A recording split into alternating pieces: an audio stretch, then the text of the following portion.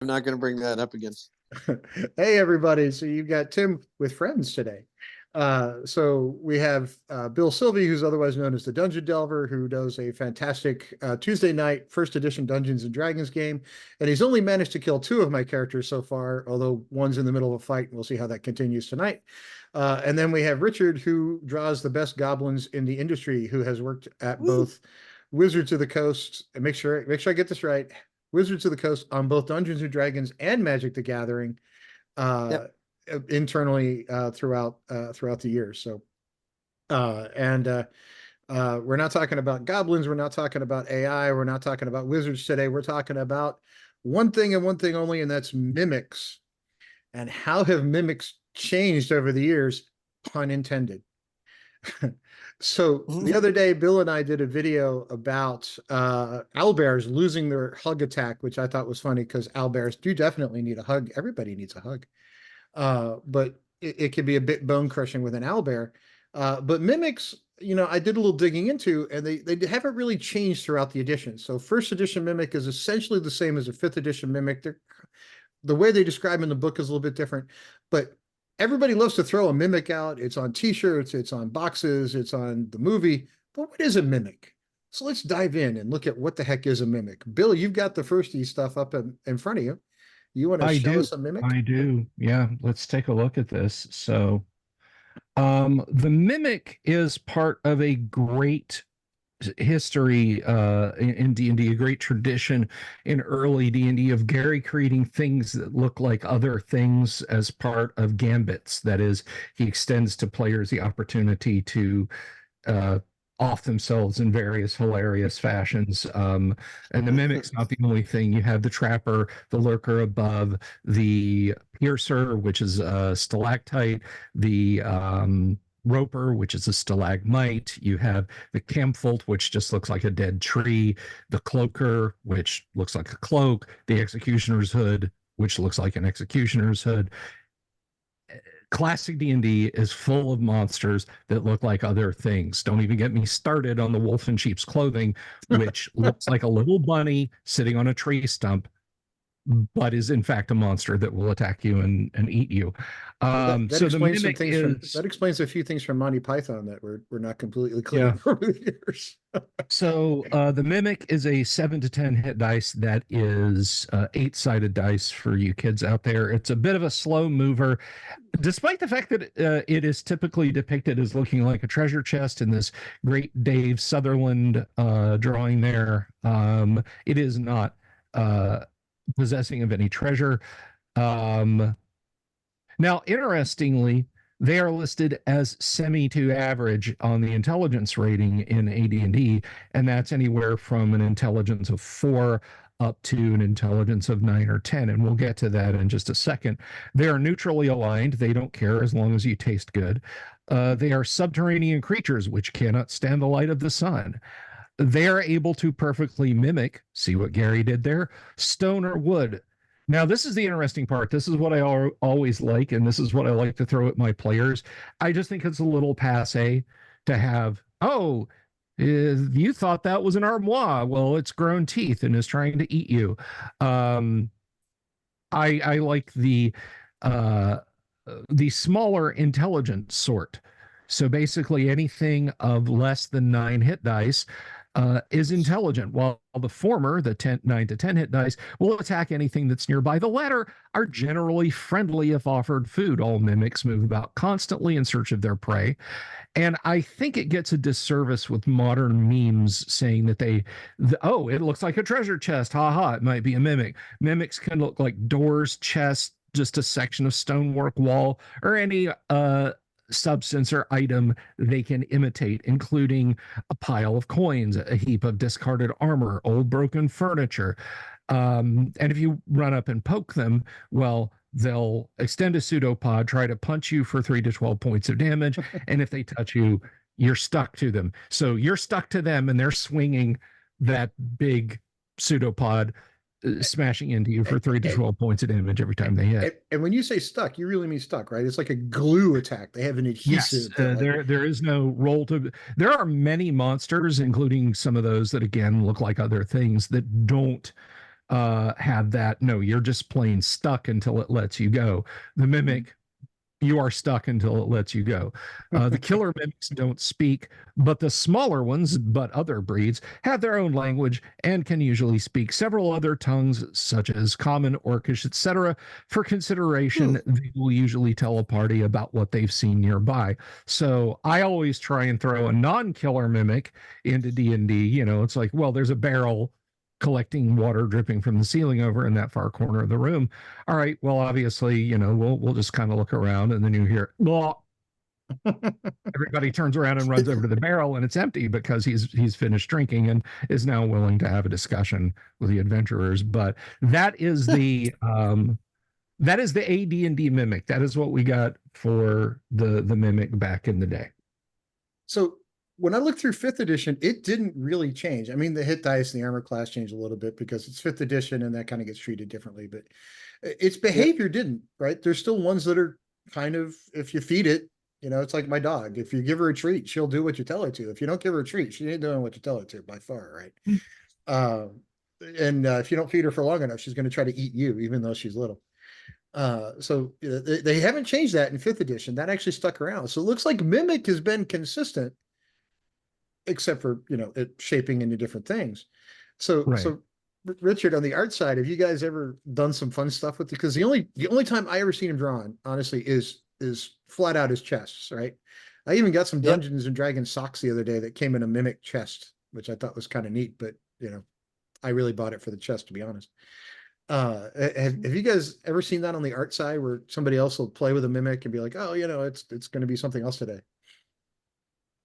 Yeah, like we had a few. It tends to be a lot of times it's built into the writing. I think they've had some things too where it's like really huge mimics, where it's like an entire building or things like that.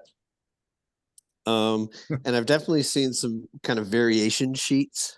And I would say too, there's another thing that happened, which I think, which I've kind of talked about before, which is like getting when a brand gets bigger and you have recognizable things.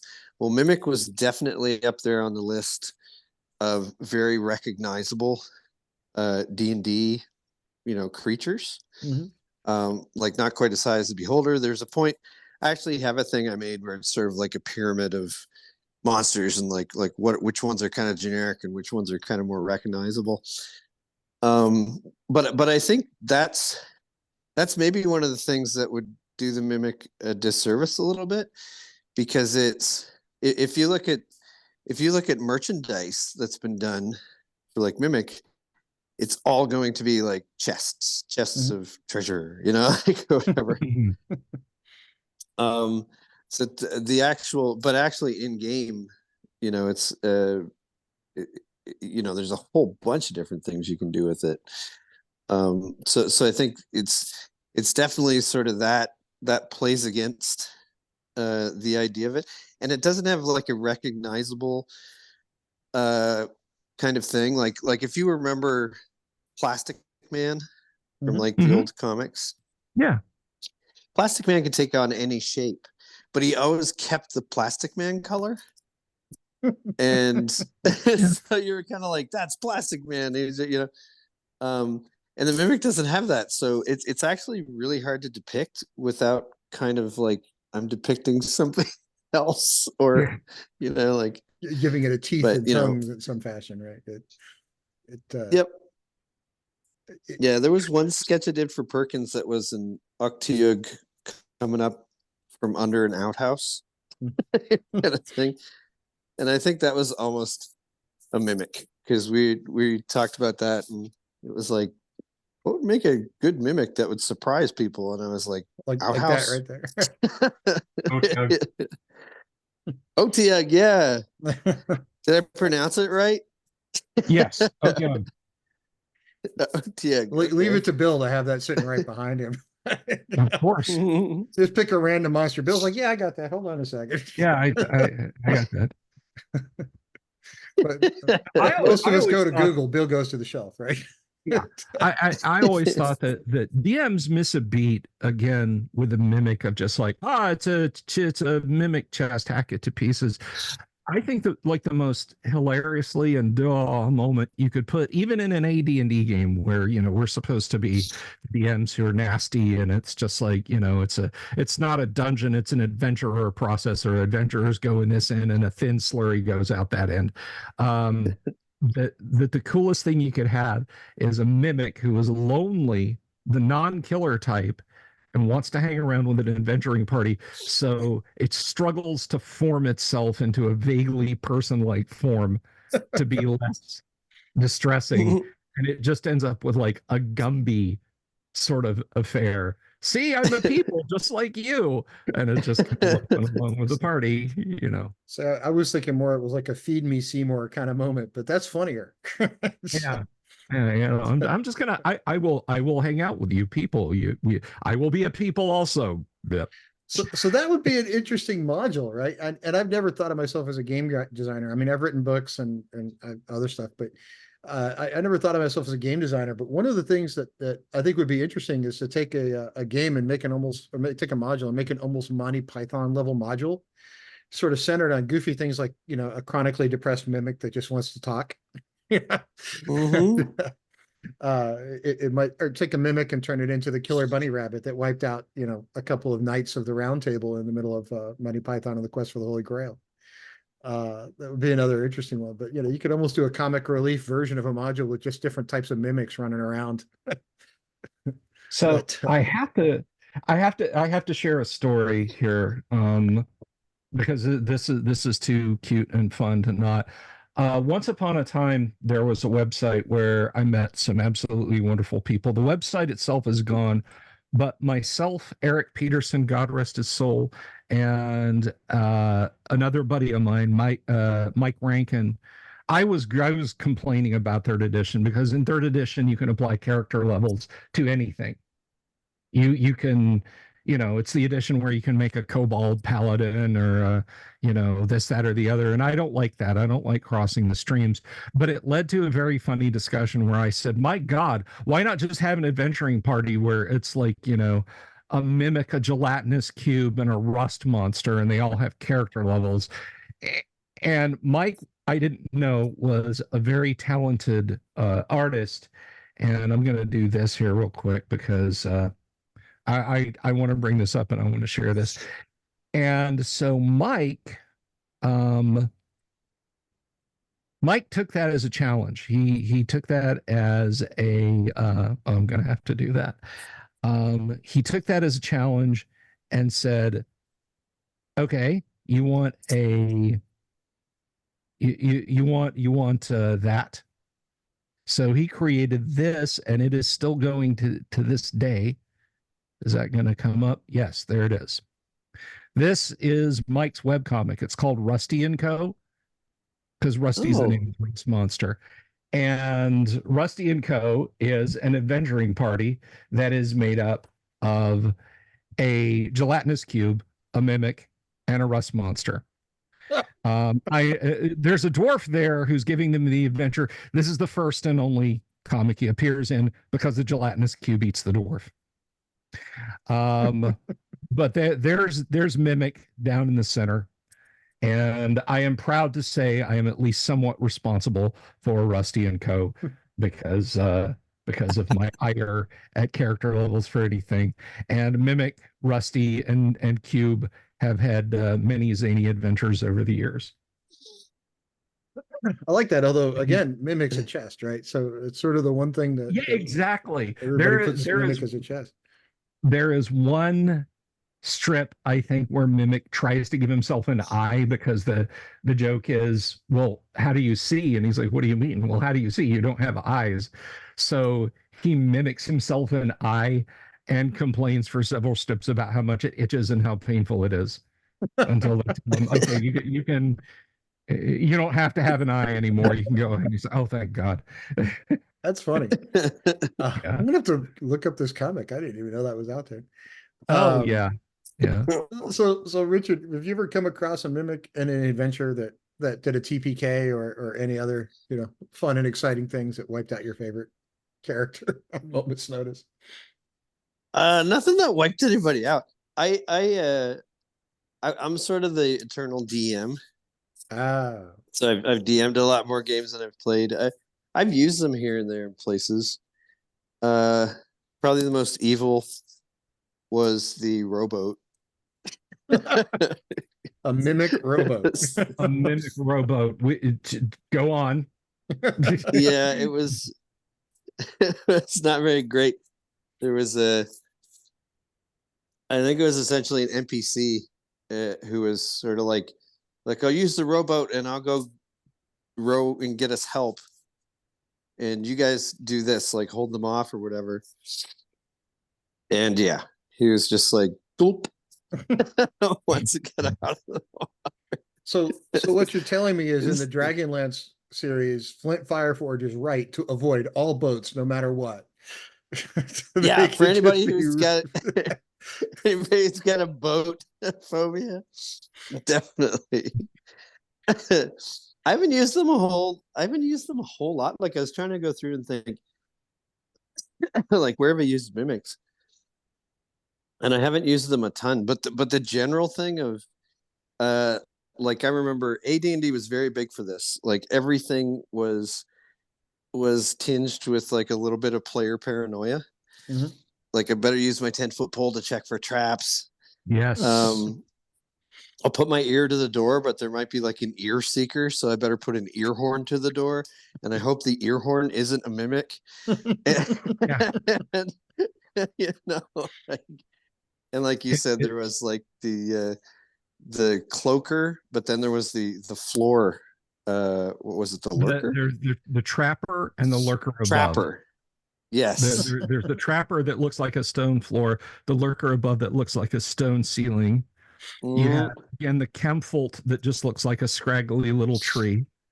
Yep. The cloaker literally just looks like a cloak. I say put them all in one big room. Just the party walks in and everything in the room is out to eat them. Everything in the room is out to eat them. What about that dead plant in the corner? Yes. So and the cloak hanging on its branches? Absolutely. The hood hanging on its branches? Yes. So everything in the room wants to kill you. So I can see this because Bill and I have talked a bit about his favorite and least favorite types of characters, and one of Bill's least favorites are Kenders. And I can just see this Kender versus Mimic that looks like a chest is not going to survive very long. Because, oh look, I want to open the chest. Yeah, I would go with the killer Mimic that looks like a giant pile of coins. I'm gonna run up and dive in. Go up. Just it doesn't even have to pseudopod attack it. Just go up. And that's it. Yeah, that's why I kind of like the rowboat, or you get like one of those like sort of wooden, jacuzzi type tubs. Something. I want something like characters are gonna literally like, oh, let's get in here. I love it. I love it. Okay, so picture this killer Mimic. It's a giant wooden tub.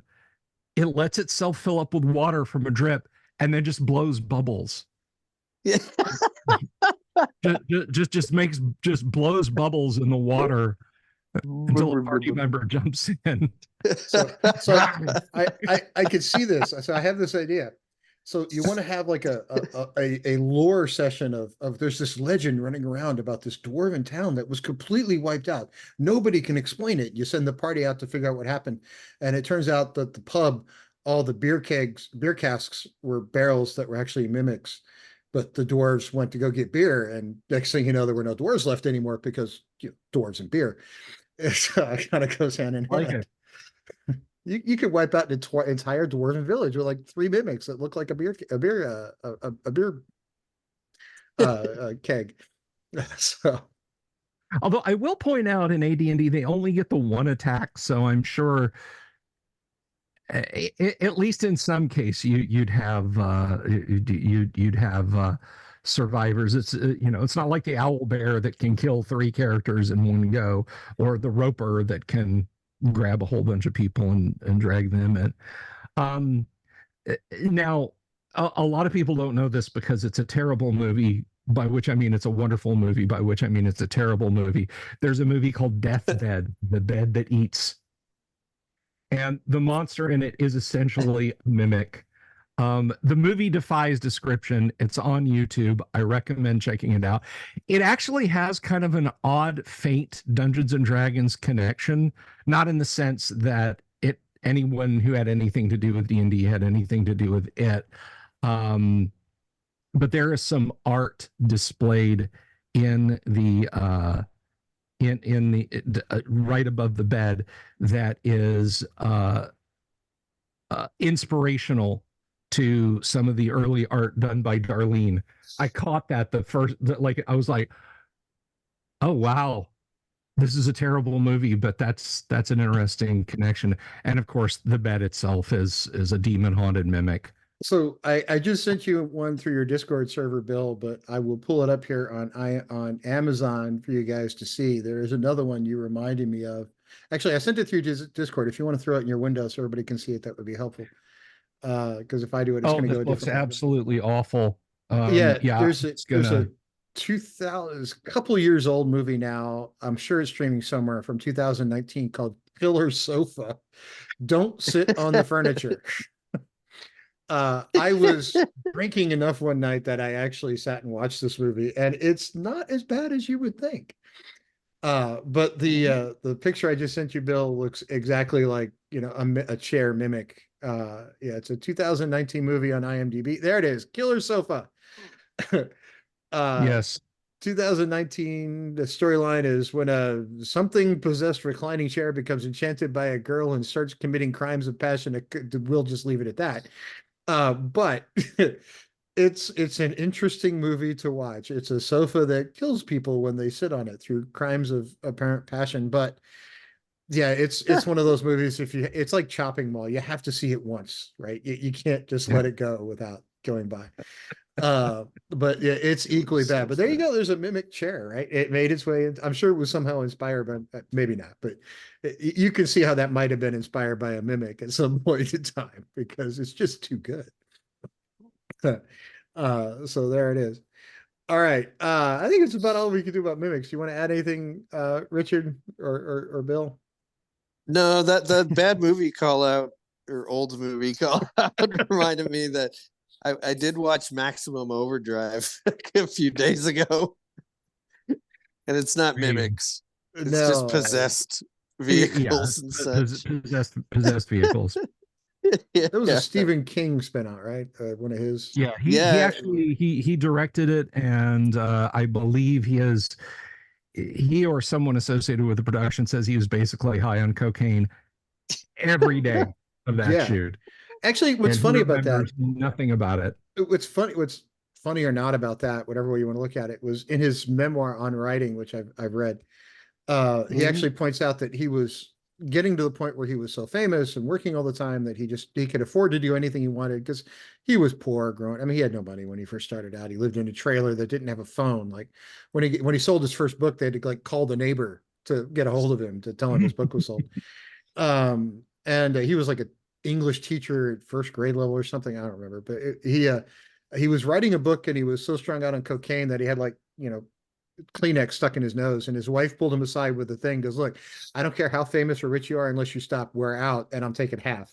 And he was like, he's like, okay, yeah, we better get this cleaned up, right? So I think that's when the cocaine habit kind of died off, when his wife was like, I don't give a shit how famous you are, cut that crap off, right? So that movie, I think, was before that discussion, but it certainly, but somewhere around Cujo, I think, is where that sort of happened. But because if you look at Cujo, you could tell he was stoned during half of that thing.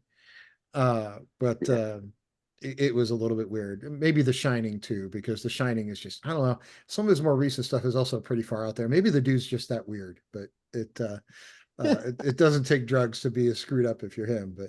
But then he also put out Shawshank Redemption, which is a fantastic thing. But yeah, Shawshank's incredible. Have you seen? This is completely off the subject of mimics, but have you seen Apt Pupil?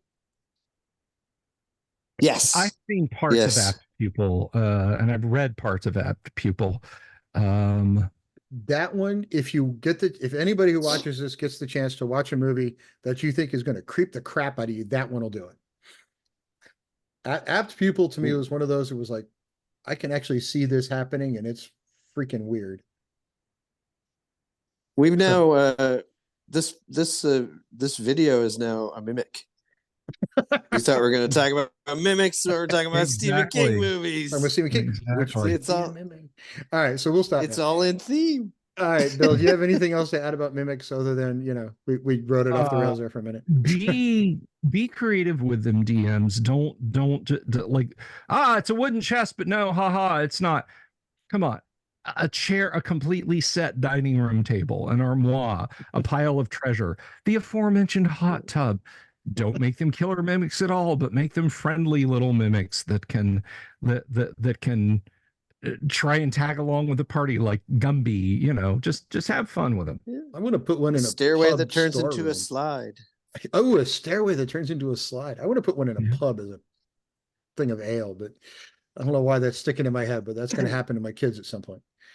I like that you could have a friendly mimic in a pub, and the stairs kind of help the drunks as they stumble upstairs. They kind of put the stair underneath their foot for them. There you go. Oh, that would be good. We have a mimic, so be careful. Feed it as you go up, but it'll help you find your room. Yeah. There's a pantry, and we put a pantry underneath him. He's pretty friendly. That's creative. I A like bouncer that. mimic that glues you to the table and says, "I think you've had enough, buddy." Yeah. Yeah. And kind of walks you out. If you're going to fall down as you're heading up the stairs, he brings up a glued, pseudopod to hold you up so you don't have to fall. I like that. That's pretty good. A helpful mimic, but only if you bring him snacks and stuff. So He's just on bar peanuts and pretzels. I wonder if he's nicer if you bring him nicer food. Like if you bring him nice venison instead of potatoes, just maybe he's nicer to you. I don't know. Could be. So, all right. Well, thank you, everybody. Bill, you have anything coming up you want to talk about? I know you've been working on some stuff. I think I will have to double check. Now, when I say tomorrow, of course, I'm referring my next interview, my next live interview. If you're watching this many years in the future, go to my channel and check it out. But Sandy Peterson will be on the show. Sandy Call of Cthulhu Peterson will be on the show soon. Or maybe again, if this is in the future, you've already watched it. I don't know, but there's a Sandy Peterson interview coming up in relation to the time of this recording. Okay. Richard, you got anything coming up you want to talk about? I know you've been busy as can No, be. there's secret plans for Canada to mount Sasquatches on moose and attack the US, but I can't really talk about that. We're still planning it. But So you've already released the stay first wave, tuned. which is the Canadian geese, right? And Yeah, down here. exactly. Their Air Force has been conducting preliminary strikes all along the northern border. Yes, exactly. I do not like those things, man. Well, they don't like you either, so I'm fine with this relationship, right? Although I will tell you this, that in Dallas, we are finally starting to get a few Canadian restaurants that do a fantastic breakfast that has way more pancakes and maple syrup than I ever thought you would see in one place. Although the waffles and chicken is really excellent stuff. Not something I should eat at my age, but when I walk in, I'm like, you know what? I can pretend I'm not going to do it, but waffles and fried chicken, right? They actually have a couple that are doing poutine correctly now. Instead of just saying, oh, it's just fries and gravies and cheese, actually using cheese curds and the gravy mixed properly. So we actually are getting decent poutine in the area finally. So there's hope for us. Sweet. And sooner or later we'll get a Tim Tim's Donuts down here and we'll all be happy. Anyway, all right. Thank you, everybody. Click like, subscribe, follow. I'll link everybody else's accounts in the description, and we'll see you guys on the next one. I think next up is probably going to be Beholders. Because the lore on Beholders has expanded so much over the years, but that one's going to take me a while to put together. So if you guys want to come back for the Beholder discussion, you're welcome to. But that one could take a very long time because there's a crap load to go through on that one. Mimics are easy. But DMs use mimics. Don't ignore them. And please make them look like something other than a chest. And have a great day. Have a good one.